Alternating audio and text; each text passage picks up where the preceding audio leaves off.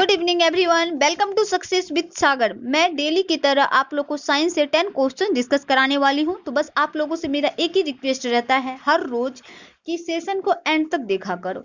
Session को देखते समय एक लाइक एक कमेंट कर दिया करो और ऑल स्टडी ग्रुप में शेयर भी कर दिया करो मेरे सपोर्ट के लिए। फ्रेंड्स, मुझे एक क्लास बनाने में 2 से 3 घंटे लग जाते हैं। टाइपिंग करने पड़ते हैं, एडिटिंग करने पड़ते हैं, रिकॉर्ड करने पड़ते हैं। बार बार अगर थोड़ा सा मिस्टेक हो गया तो मुझे बार बार करना पड़ता है। तो बस आप लोगों से मैं थोड़ा सा सपोर्ट मांग रही हूँ। बस इस चैनल को, अगर चैनल पे नए हैं तो चैनल को सब्सक्राइब कर लीजिए, नोटिफिकेशन पाने के लिए बेल पर क्लिक कर दीजिए। आपको हर एक वीडियो का अपडेट मिलता रहेगा समय पे। तो फ्रेंड्स, देखते हैं क्वेश्चंस। साइंस का क्वेश्चन है, मैंने 1000 हिस्ट्री का सेशन 1000 प्लस क्वेश्चंस करा रखा है। तो आप लोग नहीं देखे हो तो इस चैनल के प्ले लिस्ट में जाइए, आपको अच्छा से अच्छा क्वेश्चंस मिल जाएगा। देखते हैं सेशन का पहला क्वेश्चन। निम्नलिखित तकनीक आविष्कारों में से कौन सबसे पहले हुआ था? ये दूरबीन का आविष्कार सबसे पहले हुआ था इन सारे ऑप्शंस में। तो दूरबीन का जो आविष्कार किया गया था ये गैलीलियो के द्वारा किया गया था। दूरबीन का आविष्कार किसके द्वारा किया गया था? गैलीलियो के द्वारा किया गया था। दूरबीन जो होती है फ्रेंड्स, दूर की चीज देखी जाती है दूरबीन से। तो ये आपको याद रखना है। बढ़ते हैं नेक्स्ट क्वेश्चन पे। बस आप लोग चैनल को जरूर सब्सक्राइब कीजिएगा। वीडियो को अगर देखते हैं तो पूरा देखिए, आपको नॉलेज होगा। मैं क्वेश्चन के साथ एक्सप्लेनेशन भी देती हूँ। नेक्स्ट क्वेश्चन है, 0 डिग्री सेंटीग्रेड कितने डिग्री फ़ारेनहाइट के बराबर होता है? और एक बात, मैं वही क्वेश्चंस कराती हूँ जो आपके एसएससी सीजीएल में पूछे जाते हैं।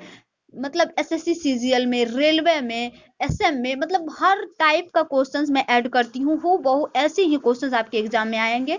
बस आप अपना रिस्पॉन्सिबिलिटी के साथ पढ़ते जाइए। इसका आंसर हो जाएगा 32 डिग्री फ़ारेनहाइट। 0 डिग्री सेंटीग्रेड कितने डिग्री फ़ारेनहाइट के बराबर होती है? तो वो 32 डिग्री फ़ारेनहाइट के बराबर होती है। तो आपको याद रखना है। अच्छा क्वेश्चन है। क्वेश्चन है, एक वस्तु पर लगाए गए गुरुत्वाकर्षण बल को क्या कहा जाता है? अगर आप लोग को आंसर पता होता है तो कमेंट बॉक्स में कमेंट किया करो। 10 क्वेश्चंस में कितने क्वेश्चन सॉल्व किए हैं वो कमेंट किया करो। आपको अच्छा लगेगा और इस चैनल को जरूर सब्सक्राइब करें। आप में खुद बेनिफिट्स दिखने लगेंगे। तो इसका आंसर हो जाएगा वजन। एक वस्तु पर जो गुरुत्वाकर्षण बल लगाते हैं उसको जो कहा जाता है उसे वजन कहा जाता है। दाब का जो एसआई मात्रक होता है पास्कल होता है। दाब का एसआई मात्रक पास्कल होती है। तो ये क्वेश्चन आपको याद रखनी चाहिए। नेक्स्ट क्वेश्चन है, निम्नलिखित में से किस विद्युत चुंबकीय तरंग की तरंग दैर्घ्य सबसे कम होती है? ये हो जाएंगे गामा किरण।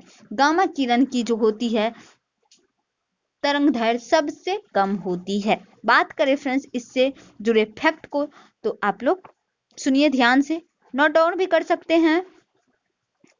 सभी प्राकृतिक रेडियो तत्व यानी कि अल्फा बीटा गामा को उत्सर्जन कर अनंत सीमा में बदल जाते हैं। सबसे ज्यादा वेधन क्षमता गामा किरण की होती है।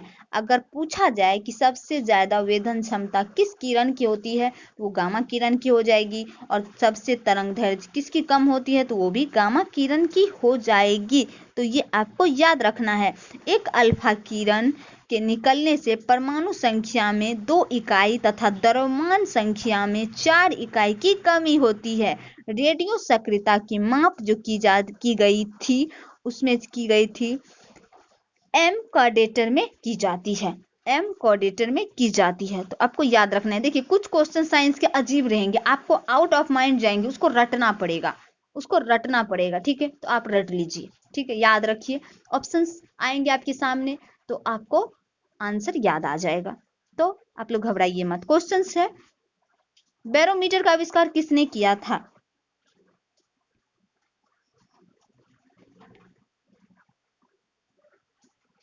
ये जो किया था मैक मिलन ने किया था। बैरोमीटर का आविष्कार जो किया था मैक मिलन साहब ने किए थे। और बता दें बैरोमीटर जिससे जो मापी जाती है वायु दाब मापी जाती है, और हैग्रोमीटर से जो मापी जाती है आपेक्षिक आर्द्रता मापी जाती है। ये दोनों आपको याद रखना है। बढ़ते हैं नेक्स्ट क्वेश्चन पे। नेक्स्ट क्वेश्चन है, अनौपचारिक रूप से खगोलीय दूरी की लंबाई मापने के लिए कौन सी इकाई का प्रयोग किया जाता है? ये प्रकाश वर्ष की प्रयोग किया जाता है। इससे जुड़े फैक्ट देख लीजिए। देखिए अनौपचारिक रूप से खगोलीय दूरी को व्यक्त करने के लिए प्रकाश वर्ष लंबाई इकाई का प्रयोग किया जाता है। लंबी दूरी मापने के लिए प्रकाश वर्ष का यूज करते हैं। प्रकाश वर्ष दूरी का मात्रक है। प्रकाश वर्ष जो है दूरी का मात्रक है। एक प्रकाश वर्ष जो बराबर होता है वो होता है 946 इंटू 10⁻15, यानी कि हम याद रखते हैं 946, लेकिन आप लोग ऐसे याद रखिएगा 9.46 इंटू 10⁻15 मीटर एक प्रकाश वर्ष बराबर होती है। दूरी मापने की सबसे बड़ी इकाई पूछा जाए ना तो पारसेक हो जाएगा। ठीक है, लंबी दूरी मापने के लिए प्रकाश वर्ष का यूज किया जाता है, लेकिन सबसे दूरी मापने की सबसे बड़ी इकाई जो है पारसेक है। एक पारसेक बराबर होता है 3.26 प्रकाश वर्ष, यानी कि 3.08 इंटू 10⁻16 मीटर। तो आपको याद रखना है। बढ़ते हैं नेक्स्ट क्वेश्चन पे। क्वेश्चन है, आधुनिक पेंसिल का आविष्कार पहले कहाँ हुआ था? देखिए, पहले पूछा जाता था पेंसिल का आविष्कार किसने किया था। अब देखिए क्वेश्चन पूछने का लेवल देखिए जनरल कंपटीशन टफ हो चुका है, कंपटीशन हाई हो चुका है। ये जो सोचिएगा कि मैं ऐसे पढ़ के निकल जाऊंगा, ऐसे नहीं होगा। आपको बारीकी से पढ़ने होंगे। आधुनिक पेंसिल का आविष्कार जो हुए थे ये यूरोप में हुए थे। चीन का कैपिटल बीजिंग है, जहां की कोरोना वायरस का पहला प्रकोप चीन के वुहान शहर में देखा गया था। चीन का कैपिटल बीजिंग है। वहां के जो करेंसी है वहां का रेनबिन करेंसी है। भारत का कैपिटल दिल्ली है। भारत का जो करेंसी है रुपया है। भारत जो दिल्ली बना कैपिटल वो 1912 में बना था। अमेरिका का कैपिटल वाशिंगटन डीसी है, जो कि अमेरिका के पहले राष्ट्रपति के नाम पर रखा गया है। और IMF और वर्ल्ड बैंक का जो हेडक्वार्टर है अमेरिका की कैपिटल वाशिंगटन डीसी में स्थित है। तो ये इस क्वेश्चन से आपको इतने जुड़े फैक्ट याद रखना है, आपके लिए बहुत ही हेल्पफुल रहने वाला है। क्वेश्चन से, एक लाइट बल्ब का फिलामेंट किससे बना होता है? ये टंगस्टन का बना होता है।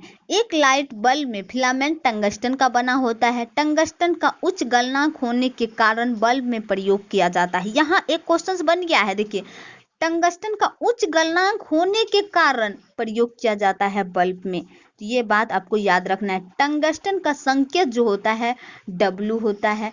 इसका गलनांक लगभग 35,000 डिग्री सेंटीग्रेड होता है। 35,000 सेंटीग्रेड होता है और इसका जो संकेत होता है W होता है। तो याद रखना है। और प्लेटिनियम का बात करें, देखिए प्लेटिनियम का बात करें तो ये जो प्लेटिनियम है ये हल्का और कठोर धातु है। प्लेटिनियम हल्का और कठोर धातु है। नाइक्रोम का यूज जो किया जाता है, इससे मैं फैक्ट बता रही हूँ एक्स्ट्रा। नाइक्रोम का यूज जो होता है हीटर में होता है। नाइक्रोम का यूज हीटर में होता है। और सबसे अधिक घनत्व वाला और सबसे भारी तत्व जो है ऑस्मियम है। और बेवकूफ का सोना जो है वो हो जाएंगे आयरन पैराइड FeS2। तो इसका आंसर हो जाएगा टंगस्टन। प्लेटिनम के बारे में आप लोग याद रखेंगे, प्लेटिनम हल्का और कठोर धातु है। सोना जो है, सोना को पीट के बहुत दूर 200 से 300 मीटर तक उसे मतलब नमड़ाया जाता है, जिसे अघर्तन कहा जाता है। मतलब उसका जो पीट के वो बहुत ही नॉर्मल होती है। ठीक है। क्वेश्चन से, निम्नलिखित में से किस रंगीन प्रकाश की आवृत्ति सबसे कम होती है?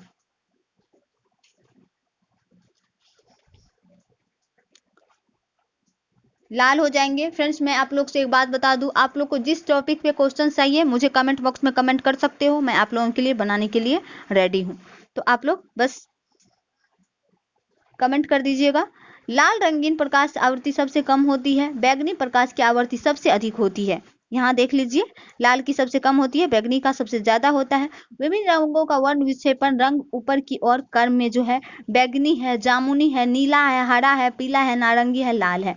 आप लोग याद रखिए, बैगनी है, जामुनी है, नीला है, हरा है, पीला है, फिर से नारंगी है और लाल है। यहाँ नीला है देख लीजिएगा एंड 2 ठो है, तो याद रखिएगा। तो आपको याद रखना है और देखिए वन क्रम में रंगों में पहली बार जो देखा गया था वो 1666 ईस्वी में न्यूटन के द्वारा देखा गया था। न्यूटन के द्वारा देखा गया था। बैंगनी का सबसे अधिक है, लाल का सबसे कम है। 1666 ईस्वी में न्यूटन के द्वारा देखा गया था। सेशन का लास्ट क्वेश्चन से सन 1902 में पहली बार विद्युतीय एयर कंडीशनिंग का आविष्कार और इसका प्रयोग किसके द्वारा किया गया था? और आप लोग को पता है तो कमेंट में बताओ। इसका आंसर हो जाएगा विलिस कैरियर के द्वारा किया गया था 1902 ईस्वी में विद्युत एयर कंडीशनिंग का आविष्कार, और यूज जो किया था यही किया था। ऑब्वियसली है, इसने बनाया तो इसी ने यूज भी किया होगा, 1902 ईस्वी में किया था, तो आपको याद रखना है। आज के सेशन में इतना ही। सेशन कैसा लगा कमेंट जरूर कीजिएगा। जिस टॉपिक पे आप लोग को वीडियो चाहिए, history, chemistry, physics, biology, miscellaneous, current, जो भी टॉपिक पे चाहिए आप लोग जरूर कमेंट कीजिएगा। मेरे सपोर्ट के लिए ज़्यादा से ज़्यादा इस वीडियो को शेयर कीजिएगा। It's my humble request. Thank you guys, bye bye and take care. बहुत ही बिहार का सिचुएशन खराब है, बारिश भी रुकने का नाम नहीं ले रही है और कोरोना वायरस भी। तो फ्रेंड्स आप लोग घर में रहा करो, सेफ रहोगे। Thank you guys, bye bye and take.